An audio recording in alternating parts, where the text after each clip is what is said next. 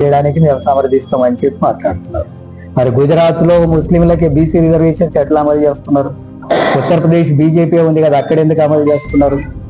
అలాగే రాజస్థాన్ లో బీజేపీ అధికారంలో ఉంది, అక్కడ బీసీల రిజర్వేషన్స్ మైనార్టీలకు ఎక్కడ ఎందుకు అమలు చేస్తున్నారు? మన పక్కల కర్ణాటకలో అమలు జరుగుతుంది, ఇక్కడ ఆంధ్రప్రదేశ్ లో అమలు జరుగుతుంది, మన రాష్ట్రంలో గతంలో అమలు జరుగుతోంది.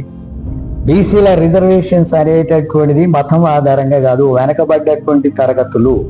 ఈ వెనకబడ్డ తరగతుల్లో ముస్లింలు ఉన్నారు, హిందువులు ఉన్నారు, క్రిస్టియన్లు ఉన్నారు, బౌద్ధులు ఉన్నారు, జైన్యం ఉన్నారు, ఇతర మతాల వాళ్ళు ఉన్నారు.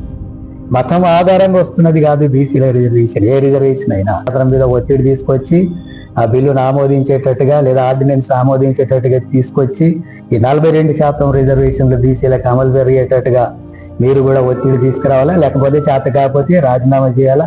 మీకు ప్రజలు ఓట్లేసి మా సమస్యల కోసం పోరాడతారని చెప్పి ఓట్లేస్తే మీరే ఆటంకంగా మారేటటువంటి పరిస్థితి ఉంటే అది బీసీలకు కానీ ఇతర తరగతులకు కానీ న్యాయం జరిగే అవకాశం ఉండదు.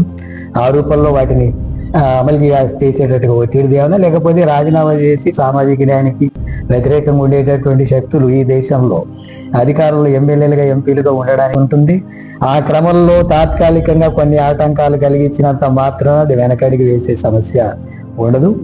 ప్రపంచంలో ఇలాంటి నియంత్రణలు ఎర్రజెండా చాలా మందిని చూసింది, హిట్లర్ను కూడా చూసింది.